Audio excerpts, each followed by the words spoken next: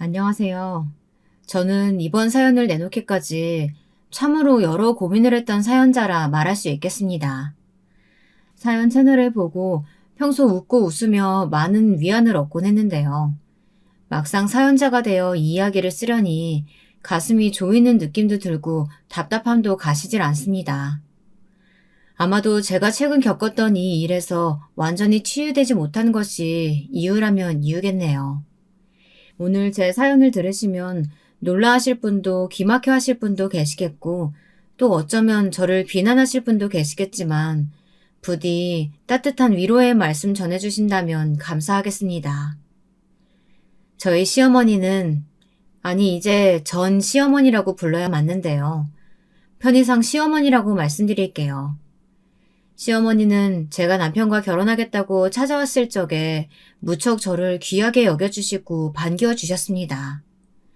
시어머니께서 손수 깎은 과일을 도자기 접시에 내놓으시며 남편이 저 같은 사람이랑 결혼해 얼마나 다행인지 모른다고 하시더라고요. 그때 상황을 표현할 말을 떠올리면 화기애애라는 말이 가장 적당한 단어일 것 같아요. 수줍게 웃으며 포크를 찍어 과일을 조심스럽게 베어 물었는데 시댁 식구들은 모두 제 모습만 뻔히 쳐다보고 있었답니다. 마치 저란 존재를 신기해하는 듯 다들 순수한 눈망울로 빤히 쳐다보시는데 부담스럽기도 하면서 그 모습이 귀엽게 느껴지기도 했죠. 지금 생각해보면 그 관심이 좋았던 것 같기도 해요. 남편의 집안은 딱 평범한 정도였습니다. 시어머니는 부동산을 하고 계셨지만 최근에야 부동산 시장이 경기가 좋지 않아 근근히 먹고 사는 정도셨어요. 시아버지는 젊었을 적부터 다니던 회사에 꾸준히 다니시다가 최근에 은퇴를 하시고 운전기사로 일하고 있다고 하셨습니다. 시내에도 중견기업에 다니다 현재는 구직 중이라고 했고요. 제겐 무난하고 화목해 보이는 이 가정이 그저 평화롭게 보였습니다. 나는 솔직히 좀 부끄러운데 당신은 정말 그게 좋게 보였어? 그렇다면 다행이긴 한데 나는 솔직히 벌써부터 당신네 집에 가 인사드릴 생각하면 겁부터 나. 내가 당신에 비해 조건이 좋은 것도 아니고 경제적인 여유가 있는 집안도 아니고 모든 게 뒤처지잖아. 걱정하지 마, 오빠. 우리 집은 어차피 나한테 신경 안 써. 나 어차피 집에서 내놓은 딸이거든. 그러니까 마음 편히 가져. 난 우리만 행복하면 돼. 사실 저희 친정집은 우여곡절이 많은 집안이었어요. 그래서 그로 인해 풍파가 잦았습니다. 부끄럽지만 형제들 간의 갈등, 부모와 자식 간의 갈등, 부부 간의 갈등, 그 모든 갈등 덩어리들이 총집합한 곳이라고 말할 수 있었어요. 어렸을 적엔 행복한 기억도 있었던 것 같습니다. 어머니가 저를 무릎에 앉혀놓고 책을 읽어주신다거나 아니면 아버지가 제게 리코더 부는 법을 알려주신다거나 그런 일들이 종종 있으셨답니다. 하지만 그도 아주 희미한 기억일 뿐입니다. 가정부 아주머니가 해주셨던 일을 부모님으로 포장한 가짜 기억일 수도 있고요. 제가 그렇게 생각이 들었던 이유는 자라면서 점점 깨달았기 때문입니다. 자식에게 일절 관심이 없는 이 집안에 대해서요. 저희 친정부모님에게 자식은 그저 회사를 물려받는 소유물 그 이상도 이하도 아니었어요. 그저 도구였죠.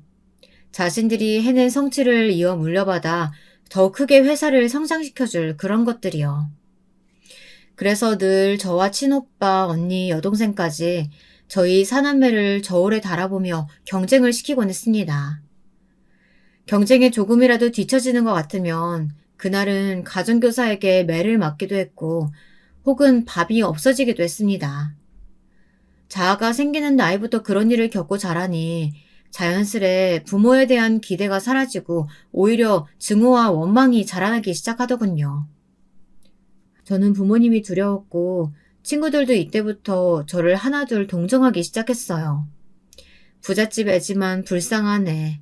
이게 제 별명이었습니다. 하지만 저는 이 집의 별종이었습니다. 이런 저와 달리 언니와 오빠는 열정적이었거든요. 엎치락 뒤치락 1등을 거머쥐기 위해 단 한 문제라도 더 맞추기 위해 과한 열성을 부려댔습니다. 전 언니가 제대로 잠을 자는 모습을 본 적이 없었어요. 친정 오빠 역시 마찬가지였습니다. 성인이 되고 나서도 아버지 회사에 대한 욕심을 부리며 언니를 시기하고 저와 동생을 멋대로 비하했죠. 동생은 저보다 한 발 더 앞서가서 학교에서 이런저런 사고를 치고 다녔습니다. 너네들은 참 욕심 없이 살아 좋겠다. 무소유 정신이냐 뭐냐? 대학도 그런 후진대 들어가서 뭐가 되려고 그러냐?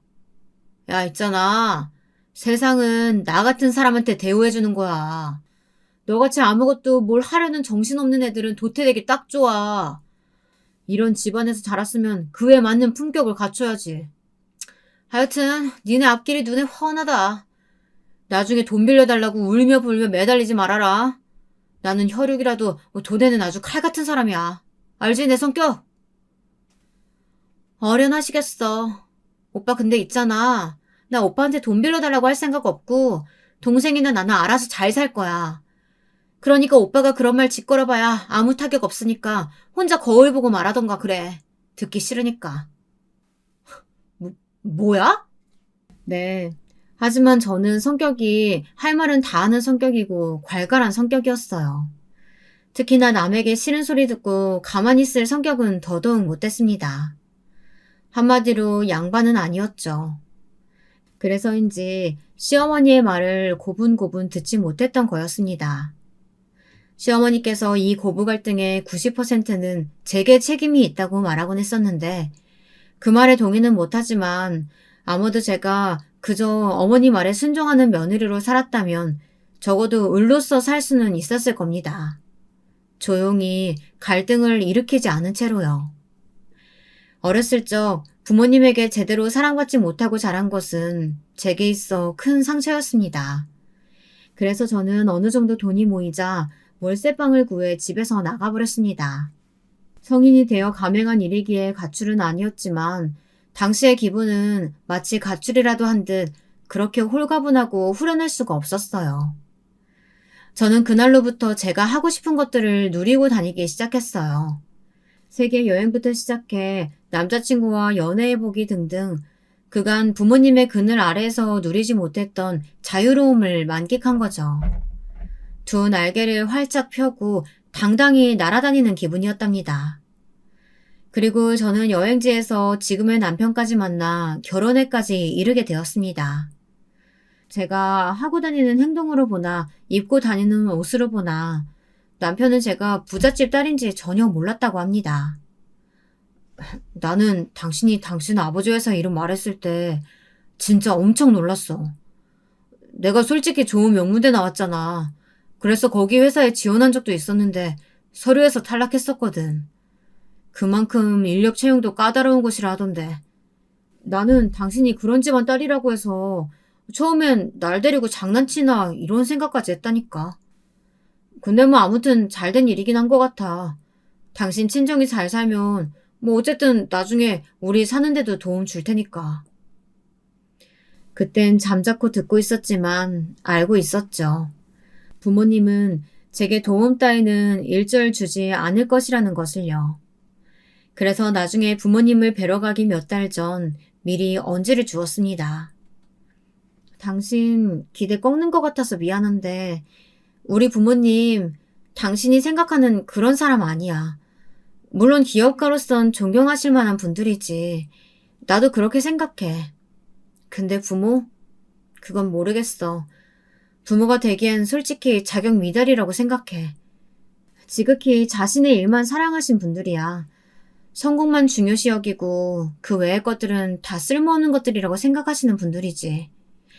그러니까 내가 하고 싶은 말은 나도 우리 부모님 눈밖에 난 쓸모없는 것 중 하나니까 너무 기대 갖지 말라고.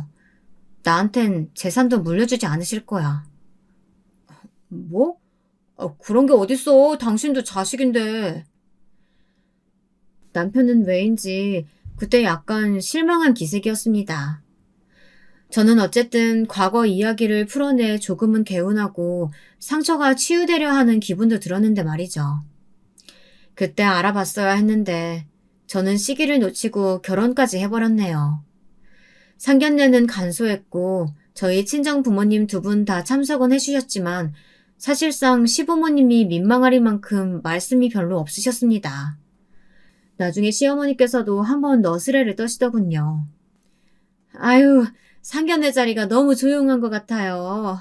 우리 며느라가에 대해 더 알고 싶었는데 뭐 딱히 기억나는 게 없으시다고 하니까 뭐 차차 알아가기로 하죠. 네, 그러세요. 저희는 자식 결혼에 대해선 그냥 맡겨두는 편이라 잘 데리고 살아주시면 됩니다. 친정아빠의 이 말은 참 잔인했습니다. 부모님이 별 반응이 없자 시어머니는 포기하고 그냥 물만 들이키다 자리가 끝나버렸습니다. 부모님의 온전한 사랑을 받지 못한 아이들은 어른이 돼서도 그 상처를 품고 사는 걸까요? 뭐랄까요? 저는 시댁에 조금 따뜻함, 희망 내지는 그런 것들을 바라고 있었던 것 같습니다. 시어머니께서는 나중에 저를 딸처럼 생각하고 싶으시다면서 아들에게 들어 제 가정사를 알았으니 앞으로는 자기가 저를 돌봐주고 싶다고 하더라고요. 저는 솔직히 그 말을 들었을 때 가슴이 너무나 뭉클해져 눈물마저 나올 지경이었답니다. 예, 나는 네가 그저 좋은 환경에서 온실속 꽃처럼 자라왔을 줄만 알았지. 그런 힘든 일이 있는지는 몰랐단다. 앞으로 내가 네 엄마 해줄 테니까 우리 한번 잘 지내보자.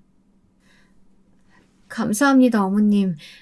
참 뭐라 말씀드려야 할지 모르겠어요. 저도 부끄럽고 그런 과거라. 부끄러울 게 뭐가 있어.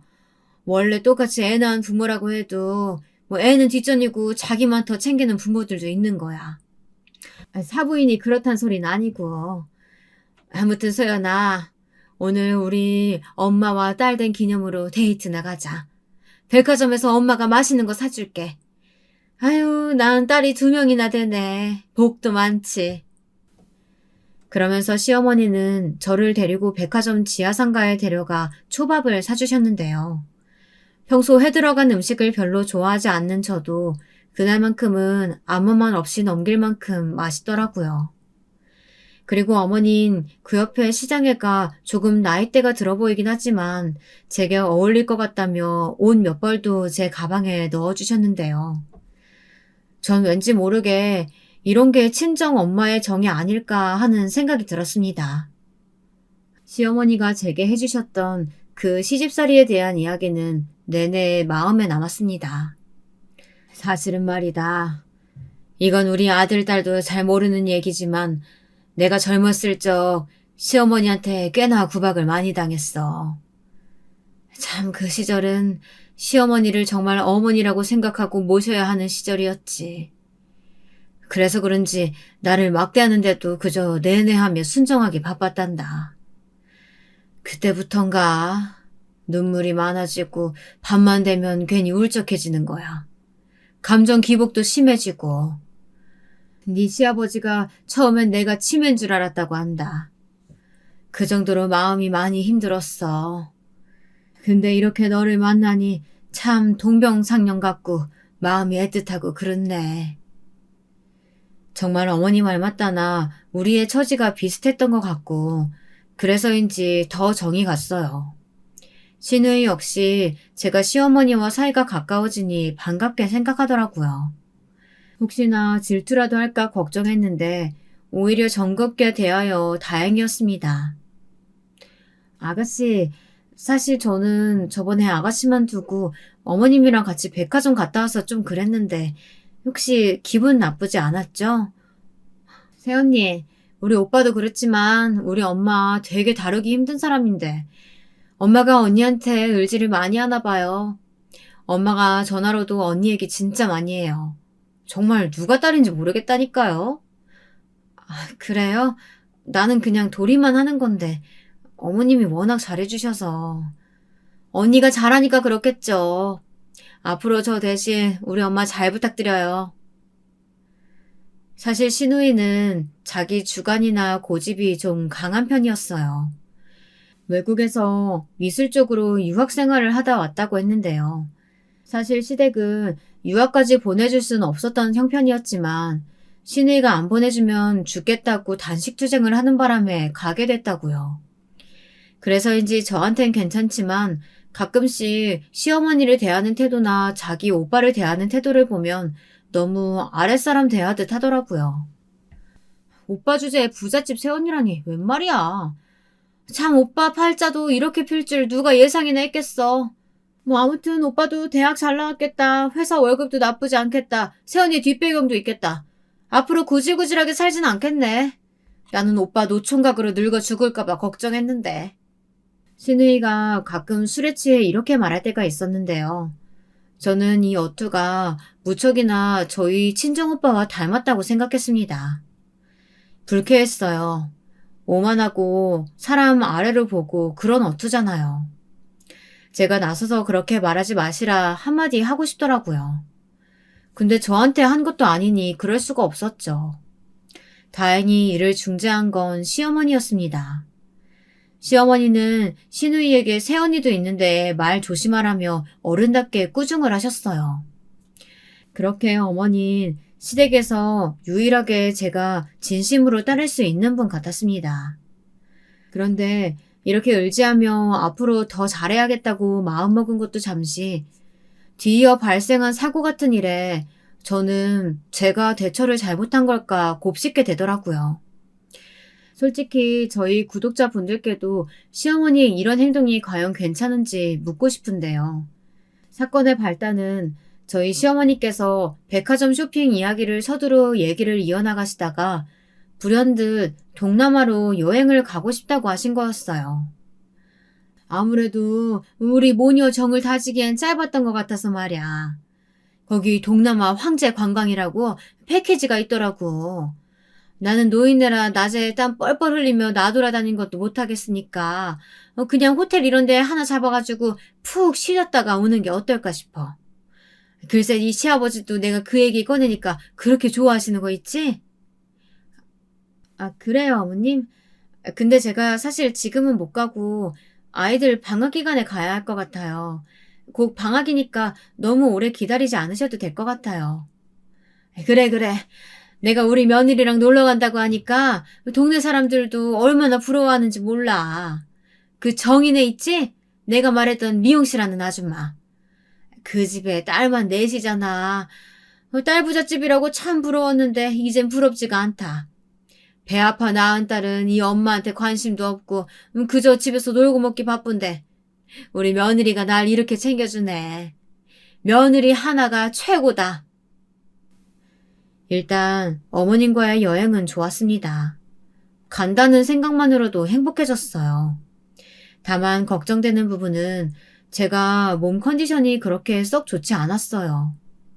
사실 시어머니에겐 말하지 않은 것이 하나 있었는데요. 저는 당시 임신 중이었답니다. 생각보다 빠르게 생긴 아이였는데 임신 초기라 혹시라도 유산될까 안정되면 말씀드릴 생각이었습니다. 근데 여행 이야기를 꺼내시니 솔직히 대답은 아니오라고 하고 싶었는데 너무 기대하시는 눈치였어요. 찝찝한 마음으로 전화를 끊었는데 일단은 남편과 상의를 해보기로 했습니다. 근데 이놈의 남편은 동남아라는 말에 대찬성이라며 거기 마사지는 한국보다 훨씬 저렴하다느니 망고빙수를 잔뜩 먹고 오자느니 난리가 났더라고요. 저기 여보, 우리 아기 방학이면 얼마 안 남았는데 혹시라도 위험하지 않을까? 임신 초기엔 뭐든 조심해야 한다고 하잖아. 그런가? 그럼 좀 시기를 늦춰서 가면 되지. 어쨌든 내가 엄마랑 이 문제는 상의해 볼게. 상의? 그래, 그럼 알겠어. 남편은 들뜨고 상기된 얼굴을 가라앉히지 못하고 아기에 대한 걱정보다는 오히려 동남아 여행에 더 기대하는 눈치였습니다. 허나 시간이 갈수록 저는 입덧이 너무 심해져서 도저히 여행을 할 컨디션이 못 되었어요. 그래서 어쩔 수 없이 임신 소식을 전하며 의사를 전달했습니다. 어머나, 임신을 했다고? 아이고, 그거 참 경사구나. 우리 딸이 임신이라니. 처음에 시어머니는 화들짝 놀라시며 대대적인 축하를 해주셨어요. 거의 이웃집에 떡이라도 돌릴 듯한 기세였습니다. 근데 이어 제가 여행은 못 갈 것 같다고 하자 금세 시무룩해지시더라고요. 굳이 그 표정을 숨기지도 않으셨어요. 아이고, 그럼 여행은 못 간다고? 그래, 어쩔 수 없지 뭐. 임신했다는 애를 끌고 어딜 가겠니? 그러면 나중에 태교 여행이라도 같이 가자꾸나. 그때는 내가 꼭 같이 가서 엄마 노릇 다 해주마. 네? 태교 여행을 같이요? 응, 왜? 싫으니? 당연히 가야지. 우리 사랑스러운 딸하고 손주랑 함께하는 여행인데 말이야. 아유, 엄마, 태교 여행까지 따라가려고요? 그건 좀, 역시 우리 엄마 못 말린다니까.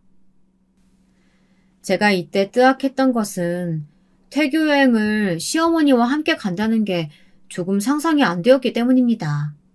주변에서 시부모님과 같이 간다는 이야기는 잘 못 들어봤거든요. 그리고 같이 가면 어찌됐든 제가 챙겨야 할 부분이 있어야 할 거잖아요. 적어도 며느리로서요. 그런 부분이 당연히 생각나기 마련인데요. 어머님은 전혀 이해를 못 하시더라고요. 남편이 절 대신에 그건 조금 생각해 보겠다고 하자 잔뜩 서운해 하시더니 연락을 일방적으로 차단하셨습니다. 그러다 어느 날 장문의 문자가 도착해 있더라고요. 너에게 정말 실망이고 속상하구나. 나는 너를 딸처럼 생각하고 소중하게 생각하려고 했거늘 너한텐 내가 그 정도밖에 안 됐니? 그래, 선 긋는 거 좋다 이거야. 근데 다 늙은 시음이가 동남아에서 한번 좀 편히 쉬고 싶다는데 그게 소원이라는데 넌 그것도 못 들어주냐? 이제 네 시아버지도 늙었고 이번 아니면 어디 못 간다.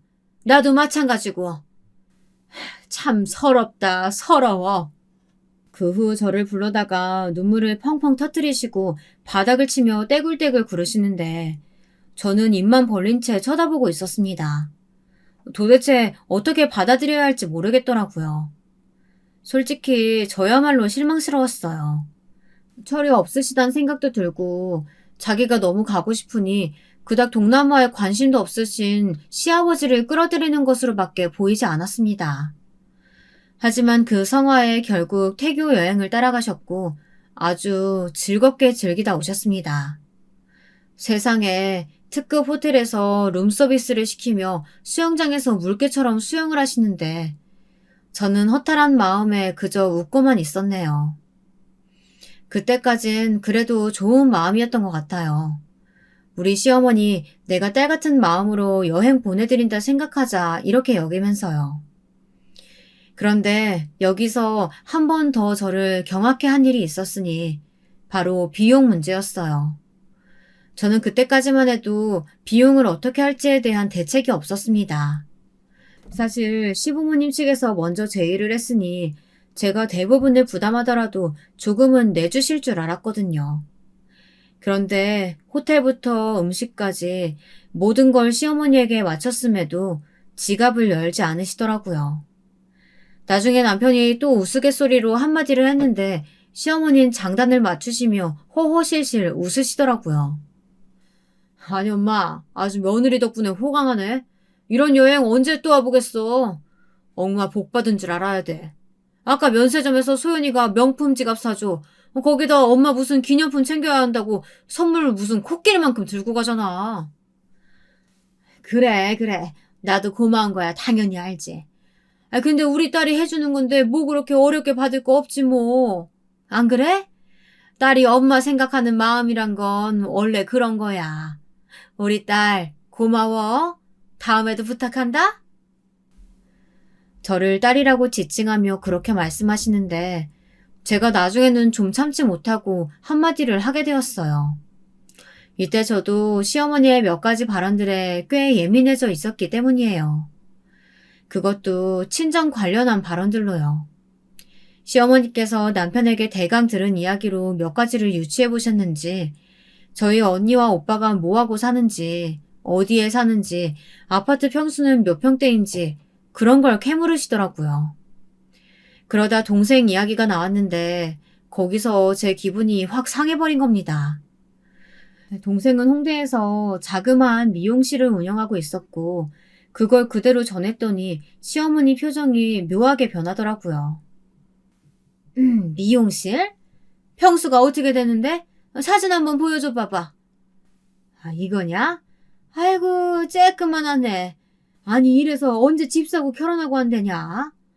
아니, 니네 부자 친정에서는 뭐 이런 거 하나 안 보태줬대? 아유, 참. 사돈 욕하면 안 되는데 너무 하시긴 하네. 딸이 거의 상 그지꼴로 이러고 사는데. 아유. 동생은 사실 제 아픈 손가락이나 다름없었습니다. 저와 같이 친정에서 구박받고 자라 제대로 자기 의견 한 번 어필하지 못하고 방황하던 아이였어요. 그러다 밖으로 돌면서 사고만 치고 다니며 관심받고 싶었으나 그러지 못해 힘들어했죠. 저는 그 누구보다 동생의 아픔을, 고통을, 상처를 이해할 수 있었어요. 그저 저처럼 가슴이 다친 아이였을 뿐이었으니까요. 그래서 동생과는 유일하게 연락을 끊지 않고 계속 이어가고 있었습니다. 어머님, 저는 동생이 대견해요. 자랑스럽고요. 저처럼 힘들게 자랐지만 자기 힘으로 씩씩하게 잘 살아나가고 있잖아요. 그럼 된 거 아닐까요? 동생 관련된 말씀은 조금 지나치셨던 것 같아요. 제가 부드럽지만 단호하게 한마디 하자 시어머니도 더 말을 얹지 못했습니다. 하지만 딱딱하게 굳어진 얼굴로 이제 그만 일어나 호텔로 들어가 봐야겠다고 하며 돌아서 가시는데 누가 봐도 삐진 티가 역력했습니다. 저나 어머니나 서로 감정이 상하긴 마찬가지였어요. 그러니 저도 구태여 말을 걸지 않았습니다. 그런데 돌아오는 길 사건이 터졌죠. 제가 앞서 참다 못해 한마디를 하게 된 사건이었고 이로 인해 사이는 지중해 태평양 마냥 완전히 벌어지고 말았습니다. 때는 비행기 시간에 맞춰 이제 퇴실하고 돌아가야 할 시간이었는데요. 시어머니께서 갑자기 여기 아주 유명한 맛집이 있다는 걸 알았다며 꼭 거길 가야 한다고 주장하시는 겁니다. 어머님, 저희 늦어요. 일단 지금 얼른 출발해야 돼요. 아니, 내가 언제 여길 또 온다고. 거기 딱 한 군데만 들렀다 가자. 비행기 표야 좀 늦지막히 끊으면 되지. 뭐 그렇게 서두를 필요가 있니? 내가 들어보니까 거기 셰프가 아주 유명한 사람이라고 하더라고. 인서탄지 모식인가 거기에도 나온다고. 네? 이미 비행기표 끊어놨잖아요. 무슨 말씀이세요? 이제 와서 이러시면 곤란해요. 아유, 참. 야, 너 돈 냈다고 유세 부리냐? 아, 그럼 나만 먹고 갈 테니까 니들은 먼저 한국 가라. 내가 내 돈 내고 비행기표 끊어서 갈 수 있어. 누굴 그지로 하나. 참나, 딸처럼 대해줬더니 네가 내 딸보다 더하다 더해. 아유, 진짜 내 딸도 징그럽게 돈덩거리는데 아주 똑같아. 그러면서 갑자기 시어머니의 화살이 저에게로 바뀌어지는데 황당했습니다. 돈으로 유세를 부린다니요. 그런 적이라도 있어야 억울하지 않겠네요. 남편도 시어머니를 같이 말렸는데 그야말로 황소고집이었어요. 자기는 어떻게든 꿋꿋이 그걸 먹고 가야겠다면서 그 고집을 부리시는 겁니다. 어머님, 그러면 마음대로 하세요. 저희는 갈게요. 뭐 어떻게 할 수가 없네요. 결국 제가 그렇게 발걸음을 돌리는데 여기서 화가 나야 할 사람은 저임에도 불구하고 시어머니는 갑자기 벼락같이 옆에 있던 과일 하나를 집어던졌습니다. 망고였는데 그 딱딱한 망고를 그대로 몇 개를 집어던져 버리더라고요. 제가 비명을 지르며 옆으로 쓰러지자 그제야 씩씩거리며 온갖 험한 욕설을 내뱉더군요. 정말 상스럽기 그지 없었습니다. 어머님, 저 임신 중인 거 모르세요? 왜 이러세요? 그만하세요. 내가 좀 먹으면 먹는 거지. 그걸 가지고 네가 뭔데? 네가 내 시어머니야? 네가 내 시어머니냐고? 아주 더럽게 부려먹으려고 하네. 어머니, 아파요. 그만하세요. 엄마 왜 이래 정말. 좀 진정해. 사람들 쳐다보는 거 안 보여? 아버지 좀 말려보세요. 그런데 여기에 안티가 한 명 더 있었으니 시아버지였습니다. 시아버지는 그저 혀만 쯧쯧 차시더니 시어머니가 그러거나 말거나 관광객들의 핸드폰 화면에 제가 담기고 있음에도 불구하고 아무런 조치를 취하지 않더라고요. 이때 알았습니다. 우리 시아버지 참 답없는 사람이라는 걸요. 그렇게 겨우 한국으로 돌아오긴 했는데 전 한동안 이 일이 잊혀지지 않아 학교에서도 어려움을 겪을 정도였어요. 화가 풀리지 않았거든요. 남편은 눈치가 보이긴 하는지 줄곧 밖에서 밥을 먹고 들어오곤 했습니다. 그러던 어느 날 남편이 조심스럽게 저를 불러 그날의 사건을 수면 위로 떠오르게 하는데 그 내막이 충격적이었어요. 저기 있잖아. 그날 엄마가 그런 거 사실 나 때문인 것 같아. 갑자기 그게 무슨 말이야? 내가 엄마한테 우리 동남아 여행 경비 만만치 않게 들었다고 했더니 갑자기 막 화를 내는 거야. 그럼 자기 보고 돈 내라는 소리냐고. 그거 당신 생각이냐고 하면서 엄마는 당신이 돈으로 눈치 줬다 생각한 것 같아. 100번 양보해서 돈으로 눈치 줬다 생각할 수 있다고 쳐요. 그치만 그렇다고 임신한 며느리의 몸을 때린 것이 말이 되나요? 용서가 되나요? 저는 남편의 그 말에 혀를 내두르며 단호하게 대응했습니다. 여기서 더 참아봤자 저만 호구가 될 것 같더라고요. 남편은 시어머님도 내심 미안해한다고 사과하고 싶어 한다는 기색을 내비추었지만 전 시어머니와는 출산 전까지 절대 얼굴을 보고 싶지 않다고 말했습니다. 정이 떨어질 대로 떨어졌다고요. 그러자 남편은 엄마가 감정 기복이 심한 거 이미 알고 있지 않았냐면서 갱년기 어쩌고 저쩌고 하는데 울컥 화가 올라왔습니다. 감정 기복이 심한 정도가 아니지 그건. 당신 어머니 상담부터 받아보라고 해. 세상에 임신한 며느리한테 과일 던지는 시어머니가 어딨어? 그것도 자기한테 눈치 줬다고 사실도 아닌 걸 혼자 착각해서. 그래 알겠어. 근데 당신도 너무 오버하지 말라고. 괜히 그러다 아이도 잘못될 수 있고. 아무튼 그러면서 남편이 못마땅해하며 혼자 궁시렁거렸는데 그때 알아봤어야 했습니다. 남편의 마마보이 기질을요. 남편은 제 편도 시어머니 편도 아니었습니다. 그리고 더더욱 열받는 것은 시누이가 저에게 전화가 왔더라고요. 언니, 우리 엄마한테 너무하신 거 아니에요? 엄마가 잘못한 건 알겠는데요. 언니도 이쯤에선 좀 받아주고 해줘요. 나도 우리 엄마 히스테리 심한 사람이라 언니 심정 이해하겠는데 그렇다고 안 보겠다느니 하는 말은 그렇죠. 가족인데 평생 안 보고 살려고요? 그럴 수 있겠어요? 아니 나는 그 말도 기막히네. 무례하지 않나요? 아가씨야말로 할 말 안 할 말 가려서 하세요. 이건 아가씨가 신경 쓸 문제가 아니에요. 전화 끊을 테니까 다신 이런 연락하지 마세요. 평소에는 사근사근 거렸던 시누이가 이런 캐릭터일 줄은 상상도 못했네요. 언니 하며 자기 뭐 갖고 싶다, 뭐 하고 싶다 할 때는 언제고 시어머니의 고자질을 듣고 와서 곧바로 전화해 이게 제게 할 말인가요? 저는 그 전화를 받고 더더욱이나 아기를 낳을 때까지만이라도 아님 혹은 그 이후로도 시어머니라는 사람과는 가까이 지내면 안 되겠다 생각했어요. 근데 시누이는 자기가 무슨 말을 했는지 싹 잊은 것 같더라고요. 그 사이 시어머니가 요즘 한의원에 가야 하는데 가줄 사람이 없다며 저보고 데려가 달라 이런 카톡을 보냈었더라고요. 그런데 출산 후에 아기를 낳고 나서는 이때 제 감정이 좀 들쑥날쑥했던 것 같아요. 친정 부모님은 얼굴 한번 비추시고는 안부도 묻지 않으셨습니다. 친정 식구들 다 그런 식이었죠. 동생만 제외하고요. 동생이 저에게 와서 언니 역할을 해주려고 하는데 새삼 눈물이 나더라고요. 그간 저도 모르게 마음고생이 많았나 봐요. 언니 많이 힘들었지? 나는 우리 언니 힘들까봐 얼마나 걱정했는지 몰라. 언니가 지금껏 나 돌봐주고 했던 거 생각하면 이제부터라도 내가 언니 책임지고 언니 애기 키우는 것도 도와주고 싶어. 우리 막내 다 컸네. 벌써 그런 말도 하고. 근데 언니는 괜찮아. 그런 말 해주는 것만으로도 큰 위안이 된다. 동생은 육아용품부터 시작해서 저에게 필요한 것들까지 선물을 해주었습니다. 산후조리원 비용도 자신이 대신 내주고 싶다고 해서 동생이 내게 했는데 말이죠.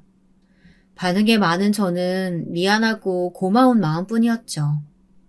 사실 제 직업에 대한 설명을 제대로 안 드렸는데요.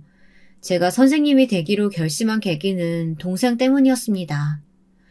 우리 동생이 한창 방황하고 힘들어할 때 그때 도와주신 분이 계신데 그분이 교사였어요. 저의 고등학교 담임 선생님이셨죠.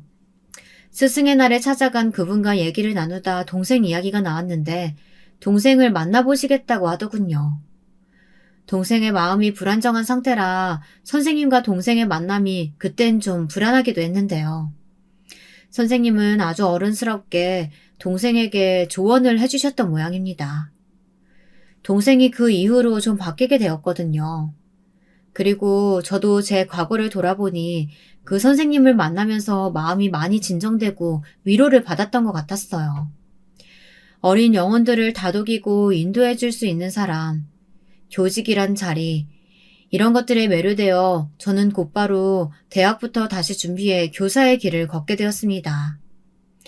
아무쪼록 동생이 다행히 직장도 쉬고 저와 함께 아이를 케어해 주기로 했으니 자주 들렸는데요. 덕분에 참 편했습니다.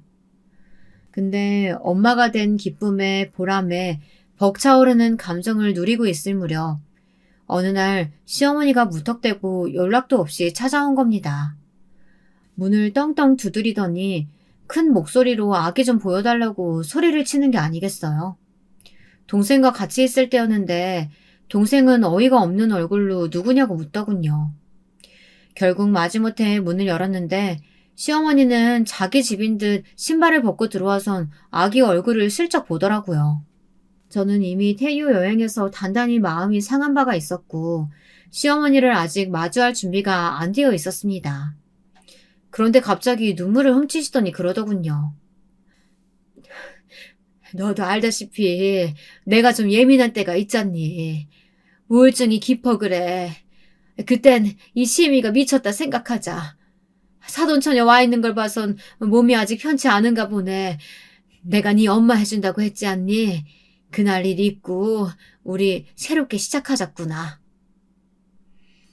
옆에서 동생이 제 옷자락을 끌어당기며 언니 하고 불렀어요. 동생은 시어머니의 저 말에 속아 넘어가지 말라는 신호를 보내는 것 같았어요. 근데 전 어른이 먼저 사과를 하시고 굽히시니 그것도 무시하면 안 된다는 생각이 들더군요. 그도 그럴 것이 남편이 워낙에 시어머니와의 화해를 원하기도 했거든요. 그래서 일단 동생을 안심시켜 보낸 뒤 가급적 똑부러지게 말하려고 했습니다. 어머님, 그날 일 사과해 주셔서 일단 감사해요. 근데 솔직히 말해서 제가 그 일을 잊을 수 있을지 모르겠어요. 아무렇지 않게 어머님 얼굴 보고 그럴 자신이 없네요. 아직은요. 저한테 시간을 좀 주세요. 그래, 알겠다. 네 마음 편해질 때까지 기다리마.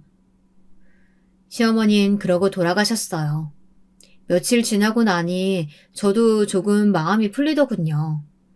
그 후로 시어머니는 계속해서 선물 세례를 했습니다. 김장을 했다며 남편 손에 김치와 직접 삶은 수육을 들려보내시기도 하고 반찬을 해다 주시기도 했죠. 그것도 제가 좋아하는 오징어채나 멸치볶음 종류로요. 이쯤 되니 저도 이제는 슬슬 사과를 받아들이고 관계를 다시 다져나가야겠다 여겼습니다. 그런데 그때 사건이 터진 겁니다. 그날은 남편이 출장을 간다 해서 혼자 잠이 들려고 하고 있었는데요. 근데 갑자기 버리지 못한 분리수거가 생각이 나더라고요. 아차 싶어 분리수거만 버리고 다시 돌아야겠다 생각하고 있었어요. 양손 가득 분리수거통을 들고 밖으로 나왔는데 갑자기 흰색 외제차 하나가 제 앞으로 위협스레 돌진하는 겁니다. 너무 놀라 그대로 엎어져 손에 있는 것들을 죄다 떨어뜨리고 말았습니다. 그리고 운전석과 조수석에서 내린 각각의 두 사람이 눈에 보였는데요. 두 사람의 얼굴이 낯익었습니다. 시어머니와 시누이더라고요. 얘, 넌 정말 이상한 애다. 네 친척 가족들에겐 그렇게나 좋은 걸 안겨주고 우리 딸 생일엔 뭐 겨우 이깟 기프트콘? 스파 이용권인지 뭔지 이거 딱 봐도 할인 사이트에서 저렴하게 주고 구매한 것 같은데 너 이거 나 때문에 이런 거지? 아유 진짜 사람이 쫌스러워도 정도가 있지. 막말로 내가 애 유산시킨 것도 아닌데 말이야. 네 과거가 불쌍해서 내가 친히 발걸음하며 바리바리 챙겨줬더니 우리 귀한 딸한테 이딴 거나 주고 자빠져 있어. 야, 내가 했던 사과 취소하마. 취소야 취소. 알아들었냐? 어머님, 지금 제정신이세요? 아가씨 뭐라고 말 좀 해봐요. 지금 설마 내가 선물로 줬던 게 마음에 안 들어서 이 난리를 떠시는 거예요? 언니, 솔직히 말해봐요. 저거 할인 구매한 거죠? 나 쪽팔려서 그럼 저 스파 못 다녀요. 이용권 중고마켓에 팔아버릴 거라고요. 초등학교 선생 월급 얼마 안 된다고는 들었는데 이건 좀 구질구질하죠. 진짜 미쳤어요? 사과를 취소라고 다시 없던 일로 해달라고 하시는 시어머니, 쿵짝 맞추는 시누이. 그에 저는 당장 집으로 돌아가선 남편을 소환했습니다. 근데 여기서 남편이 너무나 실망스러운 반응을 보이는 겁니다. 사실 마마보이 이야기 주변에서 많이 들어봤지만 제 남편이 그런 쪽일 거라고는 전혀 생각하지 않았거든요. 뚜렷하게 느끼지 못한 그것을 너무나 여실히 느꼈었네요. 아니 그래서 뭐 당신 우리 엄마 성격 파탄자다 뭐 이 말이야? 나보고 대체 어쩌라는 거야? 나 불효자 되기 싫어. 그리고 당신도 처음부터 고분고분하게 굴었어야지. 그게 싫으면 받아주는 척이라도 하면 되지. 어쩜 당신은 그렇게 융통성이 없냐? 아유, 내가 이런 여자랑 결혼한 건진 미처 몰랐다. 나 당분간 찜질방에서 잘 거니까 나 찾을 생각하지 마. 시어머니나 아들이나 저를 위협하던 수단이 비슷하더라고요. 나가는 뒷모습이 너무 얄미웠어요. 그래서 더 쏘아붙이지 못한 게 한이었네요. 이보세요. 당신 어머니가 자가용으로 나 치려고 했어. 그리고 지금 이게 나한테 할 말이야? 내가 당신 어머니 사과 그럼 무조건 받아줘야 했단 말이야? 내 감정도 중요해. 내가 피해자라고. 당신 어머니가 아니라. 남편은 제 말은 들을 척도 않고 그렇게 나가버렸어요. 제가 그렇게 목청 높여 소리를 지른 건 아마 결혼 생활 이후 처음이었을 겁니다. 남편은 찜질방에 가지 않았어요. 남편의 SNS 사진들을 보니 시댁에서 편하게 자기 엄마가 차려주는 밥 먹으며 게임하고 놀고 있더라고요.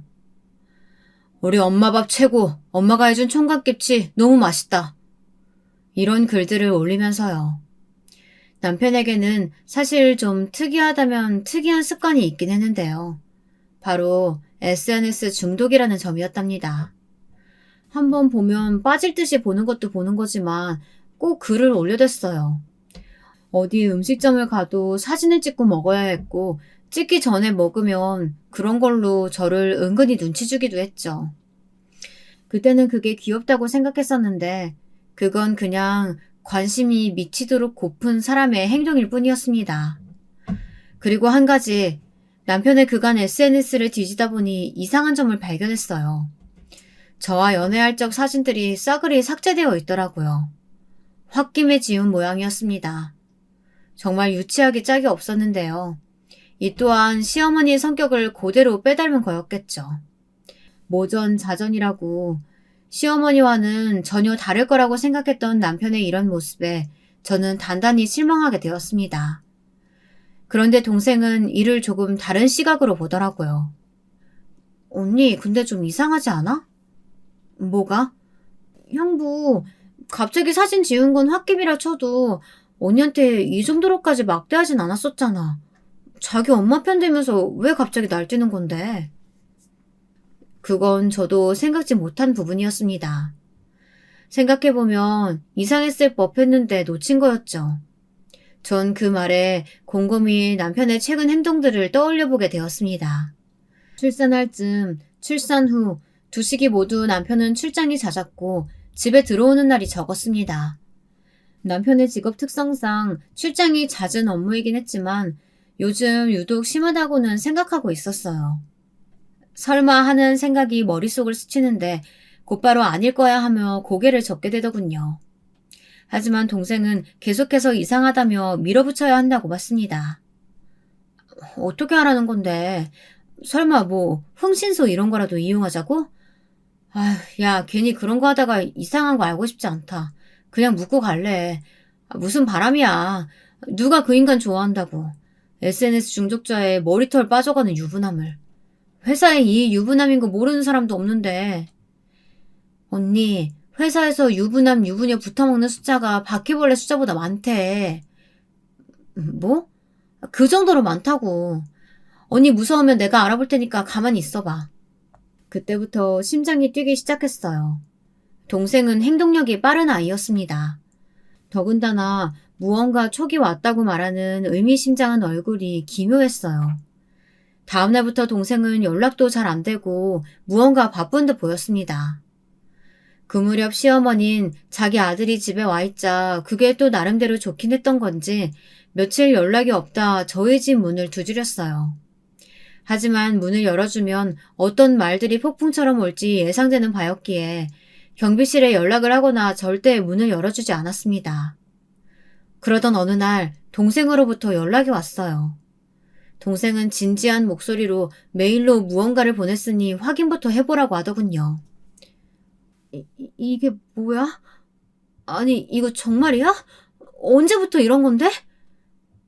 언니, 충격받지 마. 내가 그 상간녀까지 만나고 오는 길인데 언니 임신하고 얼마 안 됐을 때부터 이 새끼 두 집 살림 했었대. 심지어 그 상간녀 10살인가 연상인데 돈이 많은가 봐. 둘이 골프 여행 가고 별짓거리 다 했더라고. 출장이 아니라 여행이었어, 언니.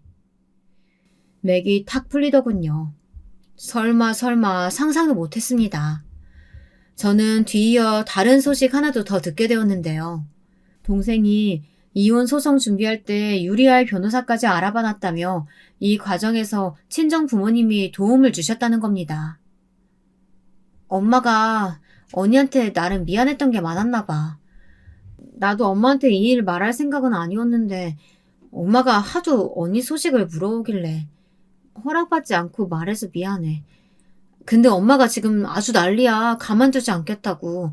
아는 로펌 변호사 이미 고용해놨는데 언니는 마음의 준비만 하고 있으면 될 것 같아. 저에게 그간 무심하고 연락 한 통 제대로 없던 친정 엄마였건만 또 혈육이라 버릴 수 없었던 걸까요? 이제와 미안해지기라도 한 걸까요? 딱히 도움받고 싶진 않았지만 저는 이때 남편에 대한 증오와 분노가 워낙 컸기에 알았다고 그렇게 대답하게 되었습니다. 그리고 소송을 준비하게 되었습니다. 여지없이 시어머니의 방문이 연달아 이어졌어요. 이제는 내가 왜 피해야 하나 싶더군요. 아무리 똥이 들어와서 피하는 거라고 하지만 시어머니란 똥 정도는 기꺼이 받아줄 준비가 되어 있었거든요. 네, 어머님. 무슨 일이세요?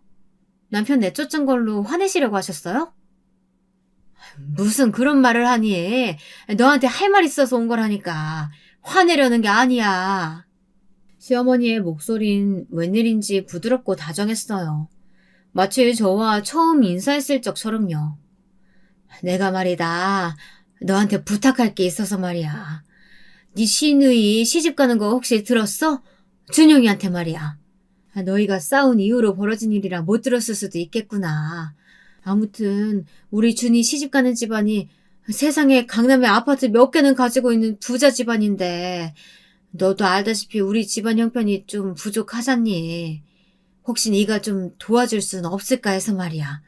많은 금액도 아니고 한 1억 정도면 될 것 같아. 그러니까 시누이 결혼자금 부탁하러 오신 거네요. 그래. 나도 부잣집 사돈 덕 좀 봐야지. 지금까지 솔직히 말해서 내가 너 덕 본 게 뭐가 있니? 내가 반찬도 해갖다 날라주고 가끔씩 집안일도 해주고 얼마나 뼈삭게 일했는데 그 값 준다 치고 이참에 좀 받자. 너도 그 정도 돈이면 시원하게 줄 수 있을 거 아니야. 참고로 안 주면 내 아들과 이혼이다. 어머니가 언제 저희 집 집안일을 하셨나요? 시키시면 몰라도요. 그리고 사돈 덕이요? 어머니가 왜 저희 친정 덕을 보셔야 되죠? 잘 됐네요. 어차피 소송 중이었거든요. 이참에 싹 다 정리하죠. 소송? 이혼? 아니, 이게 대체 무슨 소리냐? 내 아들은 아무 말도 없던데? 저는 그 길로 완전히 어벙해진 시어머니를 내쫓아 버렸고 빌러온 남편 역시 똑같이 대했습니다. 몰랐었는데 나중에 저희 친정엄마가 직접 시어머니 집으로 가서 어떻게 내 귀한 딸을 이렇게 대접할 수 있냐며 난리를 치셨다고 합니다. 그리고 시누이가 결혼할 집안이 하필 친정엄마 인맥 안에 있는 분이라서 절대 결혼하지 말라고 충고를 하셨다네요. 그 집안이랑 사돈 맺으시면 평생 후회할 겁니다. 엄마의 이 말은 너무도 강력한 힘을 발휘해 결혼은 결국 파토가 났습니다. 그렇게 시댁은 초토화가 되었네요. 저는 사실 엄마의 도움이 어색하기도 하고 왜 이렇게까지 하시는지 궁금하기도 했는데요. 친정 엄마는 몸이 많이 아프신 상태라고 하더군요. 그러면서 본인의 삶을 되돌아보며 가장 잘한 것, 잘못한 것을 떠올려 보니 후자가 저와 여동생을 그리 매몰차게 대한 것, 그게 가장 후회스러우셨다고 하더군요. 저는 요즘 친정엄마와 아주 조금씩 사위를 회복하고 있습니다. 평범한 모녀 관계가 될 수는 없겠지만 그래도 떠나시는 길 배웅은 잘해드리고 싶어서요. 지금까지 들어주셔서 감사하고 저의 사연이 여러분의 오늘 하루를 행복하게 만들어 드렸길 바랍니다.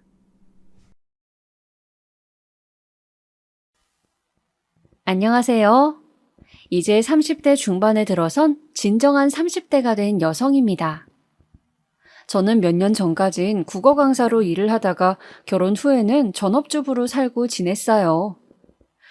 그리고 이혼 후에 다시 국어 강사로 돌아왔고요. 이렇게 다시 제자리로 돌아오기 전까지 수많은 슬픔과 아픔과 후회의 순간들을 겪어야 했는데요.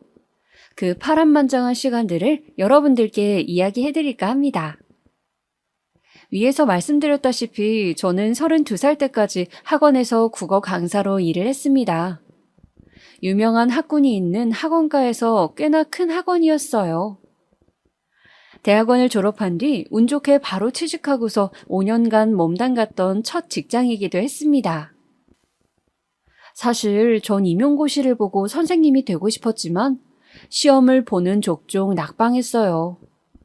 아이들 가르치는 일은 포기하고 싶지 않아서 학원에 취직하게 된 거죠. 막상 일을 시작하니까 강사 일이 잘 맞더라고요. 아이들과 적절한 거리와 시간 안에서 만날 수 있고 제가 노력한 만큼 성과가 나오고 벌이가 달라지다 보니 보람도 느끼고요. 장담할 순 없지만 저는 스스로 그 학원 강사 중에서 누구보다 열심히 했고 누구보다 제 일을 사랑한 사람이라고 생각해 왔어요. 365일 내내 제 자리에서 열과 성의를 다하면서 살았으니까요. 사실 제 인생 좌우명이 인간은 어차피 혼자다거든요. 그러니 누군가와 평생을 살아가는 일에 대해선 어느 때보다 신중해야 하고 혼자로 살아간다 해도 삶의 이치로 여기고 싶었어요. 그게 인간의 기본적인 운명이니까요. 그렇기에 필수적으로 누군가를 만날 생각이나 외롭다고 생각한 적은 없었던 것 같네요. 그렇게 직장과 집만을 오가던 제가 결혼을 할 수 있었던 건 전 남편이 저와 같은 직장에서 일하기 때문이었어요. 그 사람이 학원 원장이었거든요. 맨 처음에 전 남편과 저는 일반적인 직장 상사와 직원 관계였어요. 솔직히 말 한마디 안 섞을 땐 사람이 좀 뭐랄까 까탈스러워 보였다고 할까? 본인이 원장이어서 그런 건지 타고난 성격이 원래 그런 건지 평소 직원들을 대할 때 고고하고 예민해 보이는 뭔가가 있었거든요. 자존심도 엄청 세 보이고요. 그런 점 때문에 괜히 인간적으로 얽히기 싫어서 멀리 했었어요. 그런데 문제는 매일 직장에서 이런저런 일들로 부딪히는 것들도 모자라 저를 자꾸만 찾아대서 멀리할 수가 없다는 점이었습니다. 찾는 이유도 참 갖가지였어요. 상담을 가장하여 애들 대하는데 어려운 점 없냐부터 시작해서 사사로운 고민이나 투정까지 저를 꼭 불러내서 하더라고요. 나중에 알고 보니 그게 다 저에게 호감 표시를 했던 거라고 하지만요. 저보다 5살이나 많은 사람이 그렇게 애둘러서 표현하니 알 턱이 있나요? 그냥 이상한 사람이다 싶으니 직원인 내가 참아야지 했었죠. 그게 좀 거슬리는 거 빼곤 저에게 잘해주었고 학원 근무 환경도 좋아서 별다른 문제점은 없었어요. 그렇게 시간이 흐르다 어느새 연말이 다가왔어요. 늦게까지 일을 하다 퇴근을 하는데 원장이 부르더라고요. 본인도 일이 늦게 끝났으니 이왕 이렇게 된 거 같이 식사라도 하자고요. 황금 같은 연말에 그것도 늦은 밤 대표님과 단둘이 식사라니 이게 무슨 끔찍한 악몽 같은 소리인가요? 하지만 저는 거절할 수 없었어요.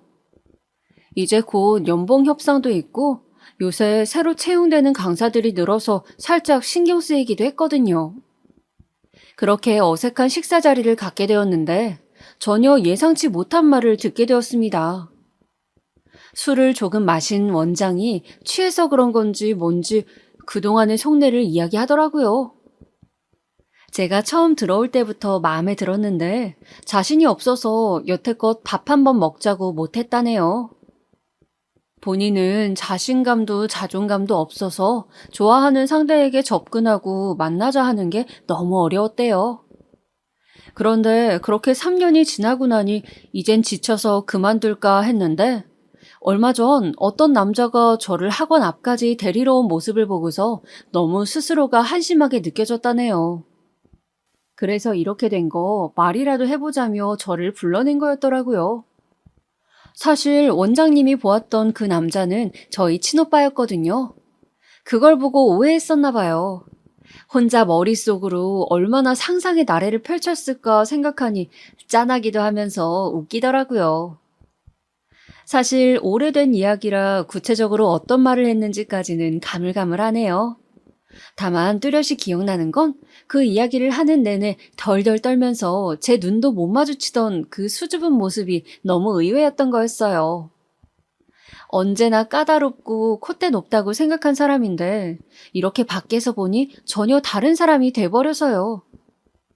그래서 호기심이 생겼던 것 같아요. 이 사람을 만나면 왠지 저만을 바라보고 엄청 아껴줄 것만 같은 느낌을 받아서요. 그렇게 몇 번을 더 밖에서 만나보고 이야기하다 보니 그 사람과 저는 결국 연애를 시작했고 결혼까지 약속하게 되었습니다. 연애 기간이 짧은 터라 안 맞거나 어려운 점은 없었어요. 항상 서로를 위했고 부족함 없이 사랑했었죠.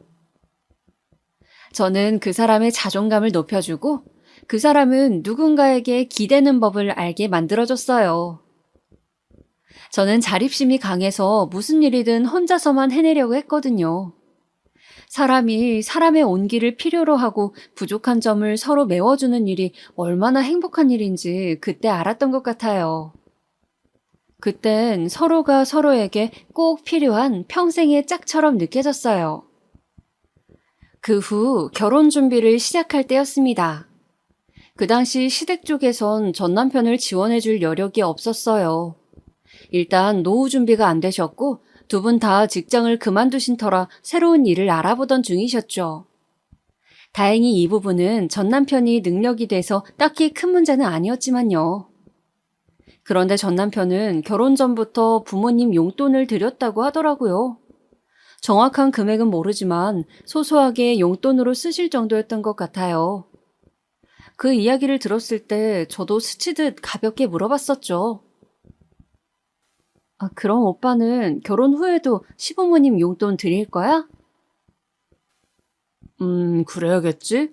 안 드리다가 드릴 순 있어도 드리다가 안 드리는 건 좀 그러니까. 내가 외동이기도 하고 이건 자기가 이해해줬으면 좋겠어.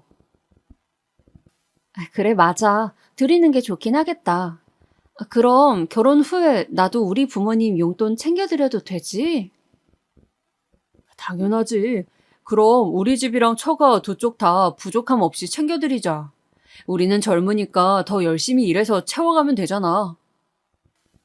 이런 이야기를 나누다 보니 효심도 깊고 어른을 위하는 게 참 좋은 사람이다 라고 생각되더라고요.